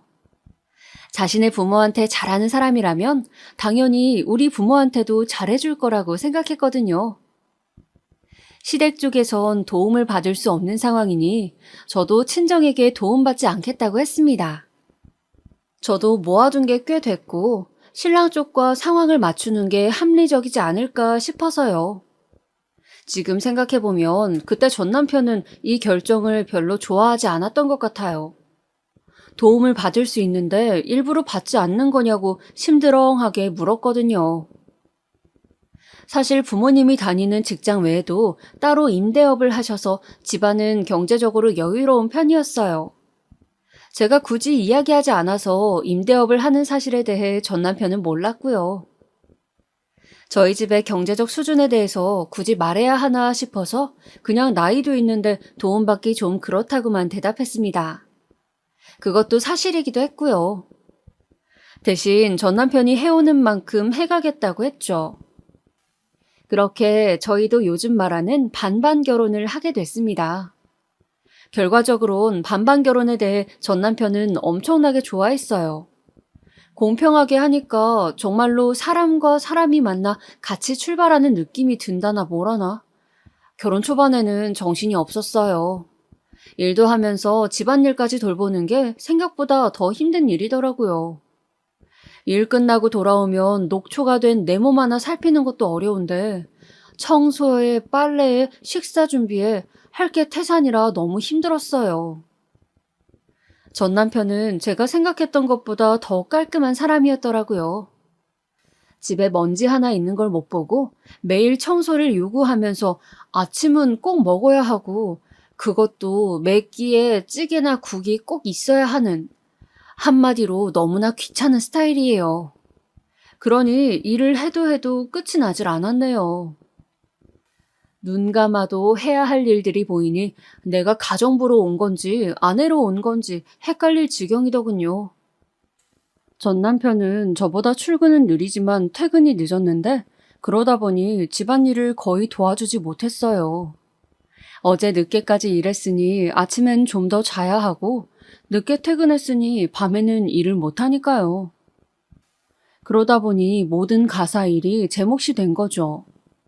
그래서 자연스럽게 학원 수업 준비를 점점 소홀히 하게 되니 일에 능률이 떨어지고 몸은 몸대로 지쳐가니 주말이 될 때쯤엔 아예 일어나지를 못하겠더라고요. 그러다 하루는 너무 피곤해서 그런 건지 빨래를 개다가 그 자리에서 일어나지 못하고 쓰러진 적도 있었어요. 퇴근한 남편이 와서 깨워주는 덕분에 간신히 일어나긴 했지만요. 그 뒤로도 이런 일들이 몇 번이나 반복되니 하루하루가 너무 버거워져서 결국 나를 잡고 전 남편한테 하소연했어요. 나 학원이라면서 혼자 집안일까지 하는 거 너무 힘들어서 못하겠어. 집안일 분담하거나 일주일에 몇 번만이라도 가사 도우미를 구하거나 둘 중 선택해줘. 결혼한 뒤로 반년간을 참아온 일이었어요. 그전까진 군말 없었고요. 그렇지만 전 남편도 분명 제가 힘든 걸 알았고 도와주진 않지만 어깨를 주물러주면서 애교를 피우거나 진지하게 미안하다고 말하곤 했었어요. 그러니 솔직히 털어놓고 말하면 도와주겠다고 말할 줄 알았어요. 그거면 저도 충분했고요. 그런데 잠자코 이야기를 듣던 전 남편이 고작 하는 말은 이랬네요. 아무리 힘들어도 그렇지. 어떻게 가사 도우미를 쓰자고 하니 넌. 우리가 재벌도 아니고 안 그래? 지금 요점이 그게 아니잖아. 내가 힘들다고. 힘들어서 더는 못하겠다고. 아니 그래도 그렇지. 너무 터무니없는 걸 요구하니까 그렇잖아. 애가 있는 것도 아니고 꼴랑 2명이 사는 집에 도우미를 들이는 게 말이야? 전 남편은 제 말에 요지를 파악 못하고 가사 도우미라는 말에 꽂혀서 계속 화를 내는 거예요. 글쎄, 같은 말만 반복하는 게 얼마나 답답하던지, 원래 이렇게 말이 안 통하는 사람이었는지 지난 시간을 돌아볼 정도더라고요. 도우미 쓰는 거 힘들다는 거 알아. 알면서도 말한 걸 보면 내가 얼마나 참았는지 안 느껴져? 그만큼 내가 버티기 힘들다고. 아내가 이렇게 힘들다는데 그럼 자기가 더 도와주겠다고 하면 끝날 일 아니야? 왜 이상한 거에 집착해서 이렇게 싸움을 만들어? 현실적으로 내가 어떻게 도와줘? 알잖아. 난 당신보다 퇴근도 늦어. 처리하고 올 일이 많다고. 앞으로 도와줄게 라는 빈말은 하고 싶지 않아. 현실적으로 불가능하단 얘기라고. 하지만 그렇게 힘들다면 알았어. 당신이 일 그만두고 전업주부로 지내는 건 어때? 내 외벌이로도 충분할 거야. 일을 그만두라는 말에 저는 더 이상 말다툼할 의지를 잃어버렸어요. 내가 이 일을 얼마나 사랑하는지 제일 잘 아는 사람이 그런 말을 하다뇨. 생각지 못한 배신감에 아무 말도 할 수 없더라고요. 그런데 전 남편은 막상 입으로 뱉고 나니 좋은 아이디어라는 듯 제가 전업주부를 선택할 수 있게 설득하기 시작했습니다. 나중에 학원이 더 확실히 자리를 잡고 저도 신혼지나 어느 정도 살림에 적응할 때까지만 쉬고서 돌아오라고요. 본인이 있는 한 언제든 저를 위한 자리를 내어줄 수 있다면서요. 솔직히 틀린 말은 아니었지만 생각해 본 적 없는 일이라 당황스러웠어요. 어찌됐든 경력이 단절되는 거고 나중에 돌아올 수 있다 해도 그때 내가 지금만큼의 역량을 갖춘 강사일까 싶더라고요. 한창 잘 되고 있을 때 그만두는 게 아닐까, 일을 하지 않으면 스스로 작게 느껴지진 않을까 걱정이 많았어요. 당분간 생각해보겠다고 말을 돌렸지만 전 남편의 설득은 멈추지 않았습니다. 통장 여러 개를 가져와 보여주면서 제가 일을 그만두면 그 정도의 돈을 어디서 어떻게 메울지 미리 계산하고 정리해서 말해주더라고요. 전업주부로 지내면 자신도 일에 더 집중할 수 있고 삶에 여유가 생겨서 싸울 일도 줄어들 거라고요. 아이가 생기기 전까진 몸 관리를 하는 게 좋지 않냐고도 했네요. 가끔은 학원에서도 따로 불러내서 저더러 일하는 게 힘들어 보인다며 이러면 수업 질도 나빠질 거라고 걱정 아닌 걱정을 해주기도 해주던데 어찌나 속보이던지. 사실 이 모든 이야기를 들어도 일을 그만두고 싶지 않았습니다. 끝까지 다른 방법을 찾고 싶었죠. 하지만 제가 그만두면 모든 게 평화로워질 텐데 그 쉬운 선택을 두고서 다른 선택지는 없었어요. 몸은 언제 고장날지 몰랐고 전 남편과의 말다툼이 더 잦아지면서 결혼 생활 자체가 위험해질 수도 있다고 생각했거든요. 결국 저는 울며 겨자 먹기로 일을 그만둘 수밖에 없었고 전 남편은 제 선택에 매우 흡족해 했어요. 자신을 위해 선택해줘서 고맙다며 다른 걱정은 말고 우선은 당분간 집에서 푹 쉬라면서요. 마음은 불편했지만 나중에 꼭 다시 돌아가겠다고 다짐하며 학원 짐을 정리했던 기억이 납니다. 그때는 몰랐어요. 제가 이렇게 오래 쉬게 될 줄을요. 만약 돌아갈 수 있다면 절대로 이 선택만은 하지 않았을 거예요. 그렇게 전업주부로 지낸 지도 다시 반년이 지났습니다. 저는 어느새 못하는 일이 없는 살림꾼이자 전 남편의 일을 내조하는데 온 하루를 쓰는 사람으로 변해 있었어요. 집안일을 하다가 가끔씩 책을 읽고 카페를 오가고 그림을 그리며 소소한 취미 활동을 이어가는 그 생활이 어렵진 않았습니다. 다만 나라는 사람이 어떤 일을 했고 어떤 일을 할 때 성취감을 느꼈는지 잊어버리게 된 것뿐이었어요. 이건 일생에 아주 중요한 문제이면서도 한편으로는 이렇게 반년 만에 쉽게 잊어버릴 정도로 사소한 일이었더라고요. 저는 저도 모르는 새에 점점 더 차분해졌고 느려졌고 멍해져 갔습니다. 일을 안 하니 전 남편과의 대화도 줄었고요. 전 남편도 점점 학원에 대한 이야기를 안 하고 저도 묻지 않으니 소소한 대화 몇 마디를 나누는 게 우리 부부의 전부였습니다. 그 정막이 익숙해질 때쯤 한 번은 전 남편이 이야기를 했어요. 아이를 갖자고요. 원래도 전 남편은 아이를 많이 갖고 싶어 했거든요. 저도 원했고요. 그런데 그때 제 마음에 여유가 없어서 아이를 가질 용기가 없더라고요. 그래서 솔직히 제 생각을 솔직하게 털어놓고 시간이 더 필요하다고 말했어요.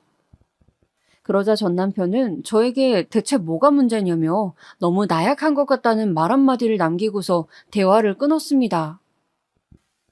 맞아요. 제가 너무 나약한 걸지도 모르죠. 하지만 그때 전 너무 외롭고 쓸쓸했어요. 이젠 정말로 집 안에만 머물며 아무도 궁금해하지 않는 사람이 된 것 같아서 마음이 허했습니다. 어떤 취미를 가져도 못 만나던 친구들을 만나도 그 공백은 채워지지 않았습니다. 그렇게 시간 가는 줄도 모르고 살다가 시댁에 혼자 간 날이었어요. 전 남편이 어머니께 드릴 선물을 전해달래서 간 길이었습니다. 혼자 간 건 처음이라 어색했지만 살가운 며느리로 보이기 위해 노력하며 어머님과 이런저런 대화를 나누던 중이었어요. 슬슬 일어나려고 하는데 어머님이 갑자기 처음 듣는 알 수 없는 이야기를 꺼내시는 겁니다. 아유, 맞다, 새아가. 이번 달 용돈은 혹시 다음 달분에서 미리 조금 떼어서 줄 수 없니? 들어올 때 봤잖니. 우리 현관문이 엉망이야. 그거 고치려는 게 생각보다 꽤 드네. 어떻게 안 될까? 용돈이라니 무슨 말씀이세요, 어머니? 저희가 용돈을 드리고 있었다고요? 언제부터요? 반년 정도 됐지. 뭐야, 아범이 아무 말 안 했니? 둘이 같이 주는 거라고 했는데 아니었어? 아, 그렇군요. 이야기 들었던 걸 제가 잠깐 깜빡했었나 봐요. 그런데 어머니, 죄송하지만 얼마를 받으셨는지 다시 여쭤봐도 될까요? 전 남편이 시댁에 용돈으로 들여왔던 돈은 한 달에 자그마치 200만 원이었습니다. 200만 원. 그 돈이면 한 달 월급에 가까운 돈이잖아요. 별다른 일도 없이 어떻게 평소에 그만큼의 돈을 용돈으로 드릴 수가 있죠? 제가 일을 그만두면서부터 모든 가계는 전 남편이 전담하고 있었어요. 저는 생활비를 받아 쓰는 입장이니 다른 지출에 대해선 아는 게 없었고요. 어련히 잘 알아서 하고 있을 거라 생각했는데 배신감이 들더라고요. 심지어 한두 푼도 아니고 몇백만 원을, 이렇게 큰 액수의 돈을 저에게는 비밀로 하고서 몰래 드리고 있던 게 너무 화가 나더라고요. 본인도 잘못인 걸 알고 있으니 따로 말하지 않은 거였겠죠.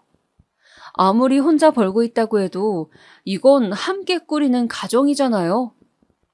가정의 믿음이 깨진 저는 곧장 전 남편에게 따지기 위해서 집으로 향했습니다. 퇴근 후 전 남편이 집으로 왔을 때 저는 지체하지 않고 물었어요. 용돈을 드리고 있던 게 사실인지, 왜 내게 말을 안 했는지 등등에 대해서요. 올게 왔다는 곤란한 표정을 짓던 전 남편이 하는 말은 생각보다 더욱 가관이었습니다. 말 안 한 건 미안해. 그렇지만 어쩔 수 없었어. 우리 부모님 일 그만두시고 지금 다른 벌이 없는 거 알잖아. 나도 당신 생각해서 최소 생활 금액으로 맞춘 거야. 몇십만 원 들여서는 생활이 안 되신다고. 내가 외동아들인데 이 정도도 못 해드리면 어떡해? 나는 당신이 매번 이번에 자리를 잡으면 이런 말을 하니까 학원이 어려운 줄 알았어. 그래서 용돈 드리는 건 나중 일인 줄 알았다고. 어떻게 우리 형편에 200씩이나 드려? 당신은 잘 모를 것 같아서 따로 이야기는 안 했는데 6개월 전부터 학원 수업 종류 더 늘렸고 강사진도 더 들여왔어. 학원이 커지니 수입도 전보다 확실히 좋아졌고. 그러니까 늘은 만큼 더 드린 거라고 생각해. 알았어. 그럼 똑같이 우리 부모님도 드리자. 결혼 전에 약속했던 거 잊지 않았지? 그건 좀 어렵겠는데. 처가랑 우리 집 둘 다 드리고 나면 남는 게 없잖아. 용돈을 한 달에 400만 원 쓸 정도로 버는 건 아니라고. 대신 정 드리고 싶다면 그래 30만 원으로 하자. 금액은 나중에 서로 번갈아 가면서 바꾸면 되니까. 됐지? 뭐라고 했어? 30만 원? 시댁은 200만 원을 주면서 우리 부모님은 고작 30만 원을 주자고? 너무한 거 아니야? 결혼 전에 약속했던 거 잊었어? 양가 부모님 다 부족함 없이 드리겠다고 했잖아. 결혼 전 이야기는 왜 해? 지금은 지금 상황을 따져서 이야기해야지. 처가는 노후 준비하고 계시다며. 그 정도면 적당한 거 아니야? 당신이 말하는 그 고작 30만 원 벌려면 내가 며칠을 고생해야 하는지 아냐고. 논리를 찾아볼 수 없는 전 남편의 말에 전 폭발할 수밖에 없었죠. 그렇게 몇 번의 크고 작은 고성이 오가고 전 남편은 더 이상 참지 못하겠다는 듯이 큰 소리로 외쳤어요. 아니, 막말로 너희 부모님이랑 우리 부모님이 같냐? 내가 돈 벌고 있잖아. 지금 당신이 편하게 먹고 쓰는 거 다 내가 번 돈이라고. 그런데 집에서 노는 당신과 내가 어떻게 똑같을 수 있어? 그건 좀 염치가 없잖아.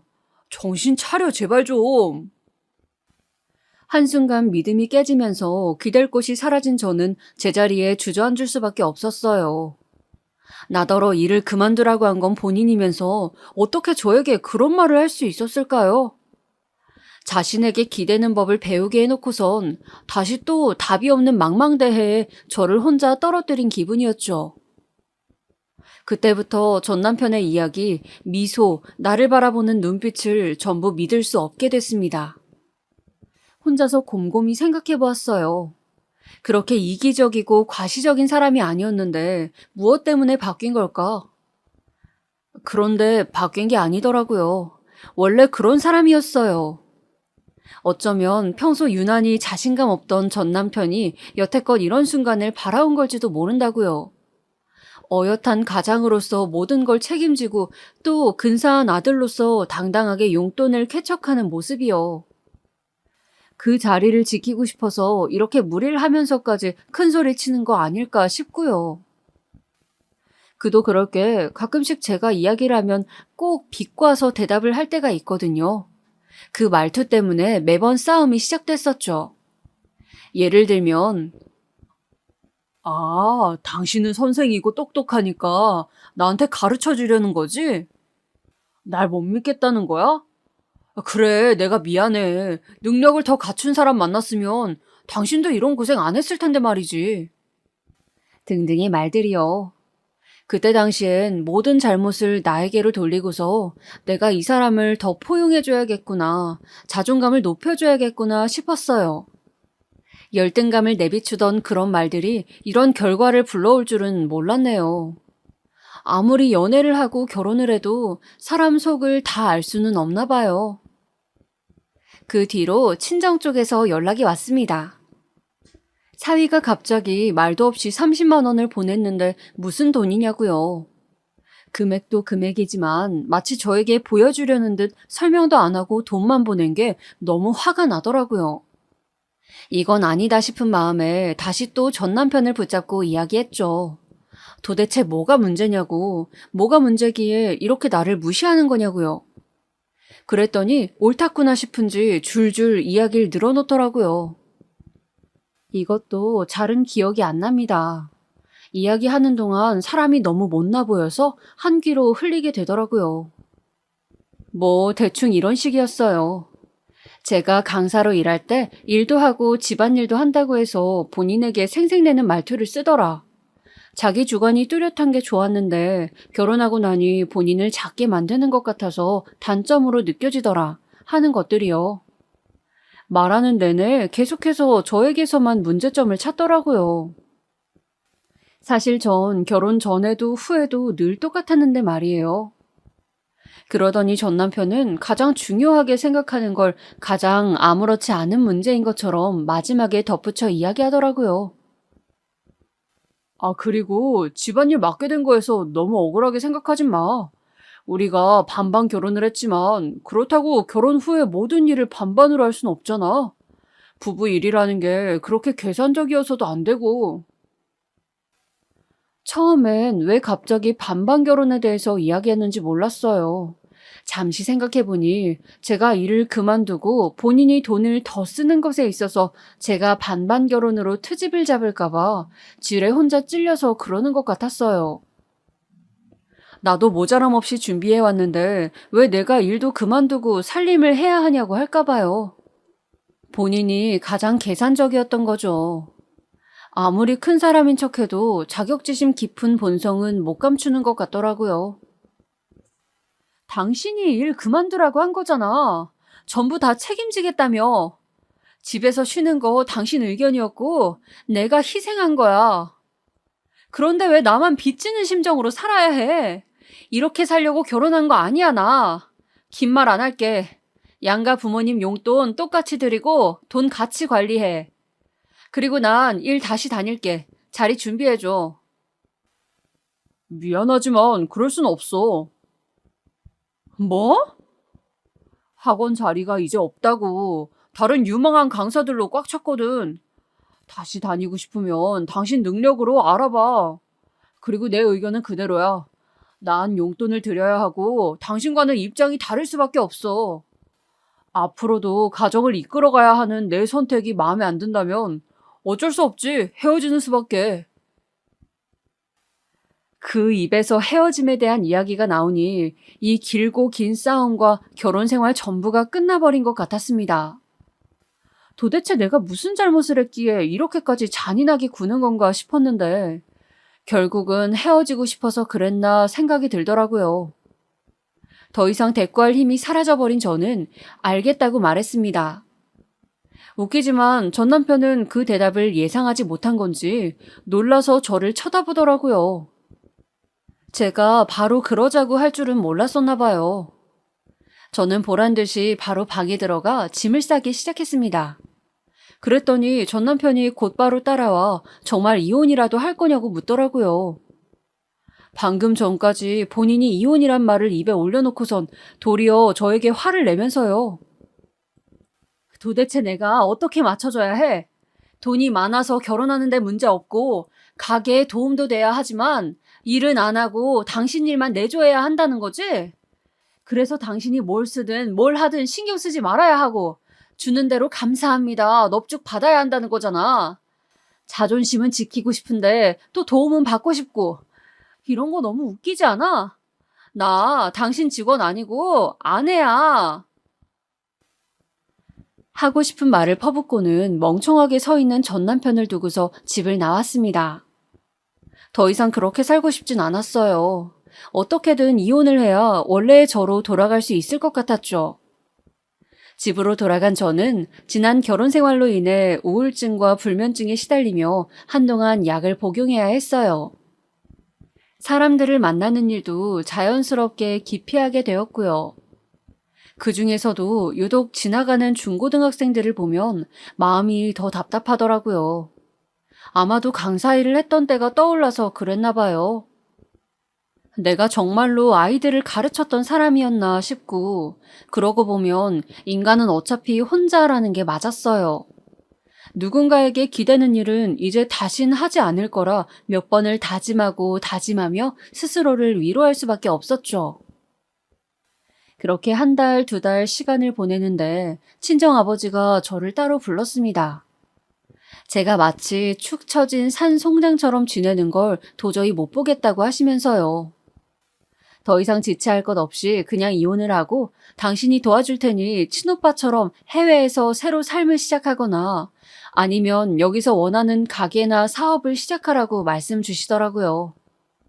저도 이 악몽 속에서 빠져나오고 싶은 의지가 있던 터라 감사한 기회를 마다할 이유가 없었습니다. 저는 잠시 생각하다 대답했어요. 학원을 차리고 싶어요, 아빠. 학원을 차리는 건 사실 강사로 일할 당시 제 꿈이기도 했어요.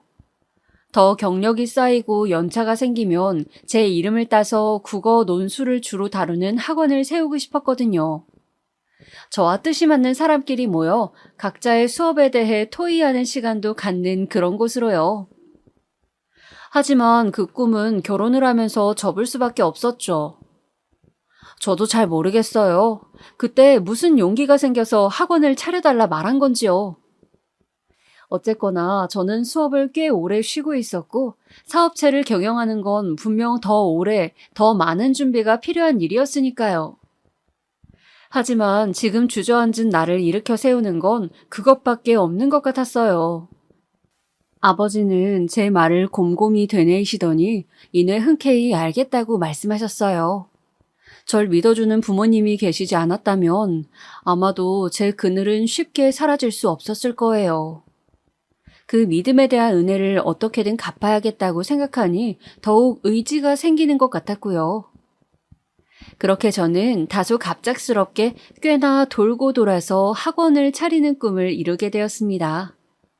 전 남편은 그때까지 연락 한 통 없었어요. 붙잡으려는 어떤 시도도 하지 않고서 마치 제가 돌아오기만을 기다리기만 하는 것 같았고요. 그게 자존심 강한 남편만의 화해 방식이었거든요. 그 뜻을 알든 모르든 헤어져야 한다는 제 생각에는 변함이 없었지만요. 그렇지만 전 학원 일에 집중하기 위해 어서 전 남편과의 관계를 정리해야만 했습니다.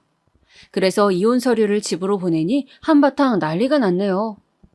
하지만 전 남편에게서 합의를 이끌어내는 건 그다지 어렵지 않았어요. 그 사람이 가장 싫어할 만한 말을 골라서 하면 되니까요. 이혼하고 싶지 않으면 각서 하나만 써줘. 우리 집 용돈으로 한 달에 200만 원, 시댁에는 30만 원씩 총 2년간 드리는 거야. 아, 너무 걱정할 거 없어. 나도 일 다시 새로 시작할 거거든. 그럼 살림 봐줄 사람이 없으니 가사 도우미를 써야 해. 그건 전적으로 당신 부담이고. 왜냐면 난 딱 내 방에서만 생활할 거거든. 밥도 알아서 차려 먹을 거고 내 빨래도 따로 할 거야. 각자 도생하겠다는 것만 확실히 약속해주면 돼. 어때? 괜찮지? 이를 듣던 전 남편은 길길이 날뛰더니 저더러 돈 귀한 줄 모른다, 더럽고 치사하다라며 이혼 도장을 찍자고 했죠. 아마도 그 불같은 성격에 홧김으로 도장을 찍은 거겠지만 저에겐 고마운 일이었어요. 그 도장을 찍은 서류를 법원에 제출한 뒤 저는 바로 전 남편에게 전화를 걸었습니다. 그리고 지금까지 참았던 일들을 쏟아부었어요.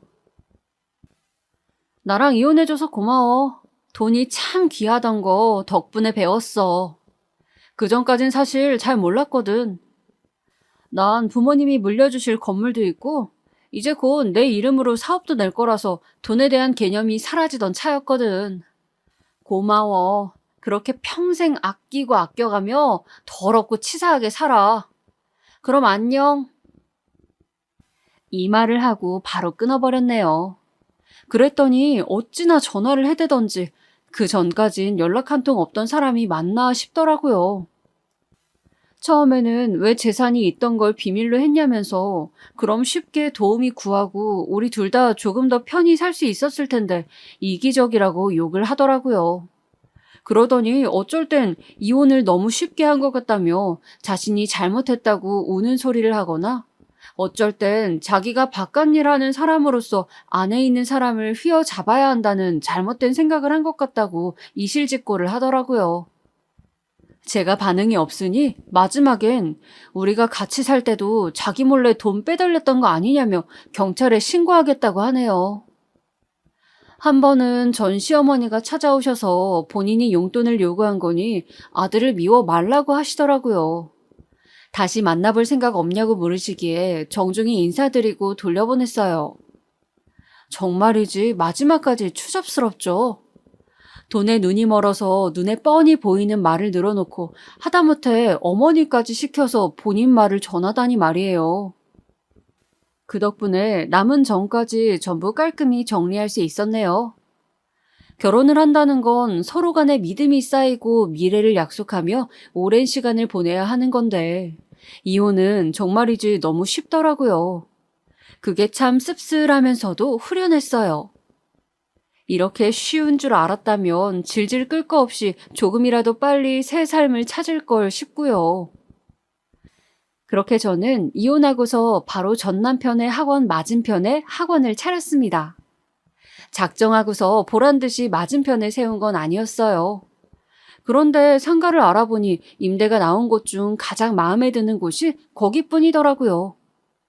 다른 곳은 학교로부터 너무 멀거나 주변 환경 조성이 별로여서요.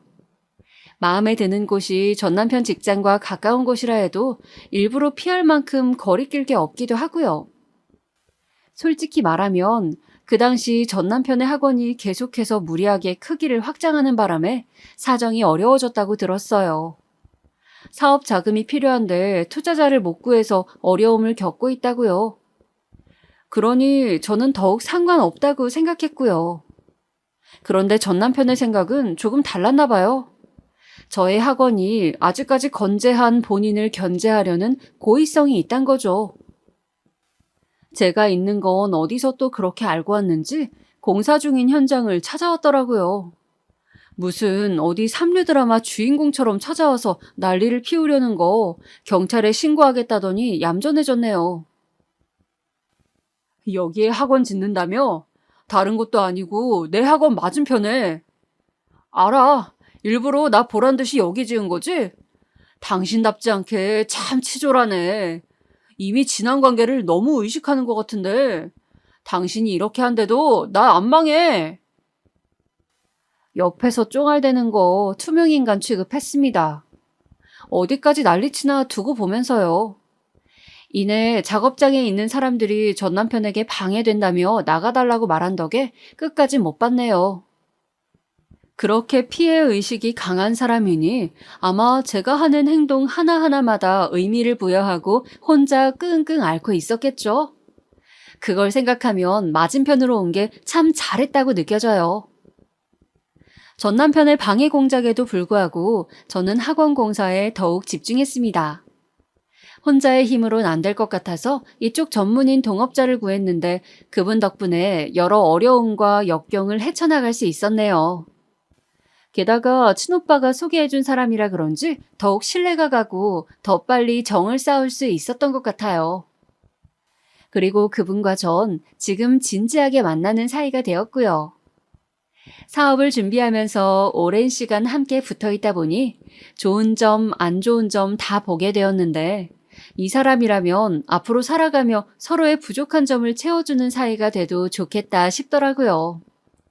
이혼했을 때만 해도 분명 평생을 혼자 살 거라고 다짐했지만 역시 사람은 사람에게 기대어 온기를 느끼며 살아야 하나 봐요. 어쩌면 전 혼자 있기를 너무나 두려워해서 또다시 사람에게 상처받을까봐 스스로 혼자여도 괜찮다고 합리화해온 걸지도 모르고요. 그런 저의 불안을 다독여준 사람이라 다시 기대고 싶은 용기가 생겼습니다. 정신없이 학원 공사가 마무리되고 저는 동업자와 함께 전 남편 학원을 찾아갔어요.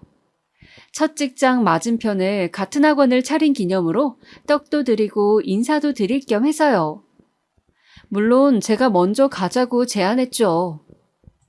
그렇게 자기 집처럼 우리 공사 현장을 드나들던 전 남편인데 저라고 못 갈 거 있나요? 어쩌면 제가 찾아오길 바랐을 수도 있고요. 전 남편은 갑작스러운 저희의 등장에 적잖이 놀란 눈치였죠. 사업이 정말로 많이 어려워진 건지 못 본 사이 얼굴이 많이 헬쓱해졌더라고요. 제 알바는 아니지만. 잘 부탁드려요. 옛 인연도 있으니 동료로서 앞으로 오며 가며 자주 뵈었으면 좋겠네요. 이 판을 떠나지 않으신다면 말이에요. 그렇게 준비해온 떡을 건넨 후 인사말을 전하고서 빠져나오는데 뒤에서 떡과 접시를 던지는 소리가 나더라고요. 안 봐도 뻔하지. 자기 분을 못 이겨서 그런 거였겠죠. 뭐 딱히 상관없었습니다. 떨어진 건 본인이 치워야 할 테니까. 여기까지 전 남편과의 길고 긴 사연은 끝났습니다. 그 뒤로 어떻게 됐냐면 글쎄요, 이전과 크게 달라진 건 없어요. 인생은 언제나 통쾌한 드라마가 아니란 걸 잘 알고 있으니까요. 아, 그런데 전 남편 학원은 대표가 바뀌었다고 하더라고요. 아무래도 사업 확장으로 인한 손실에 책임을 지고서 그만둔 것 같았어요.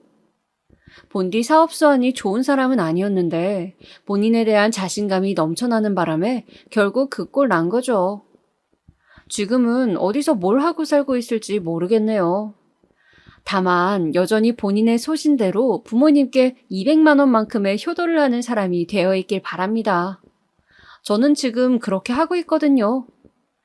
이렇게 쭉 적어내리니 지난 시간들을 돌아볼 수 있어서 저에게도 유익한 시간이었던 것 같네요. 사연을 보내는 선택 잘한 것 같아요. 지금까지 저의 우습고도 진심을 담은 삶의 이야기를 들어주셔서 감사합니다.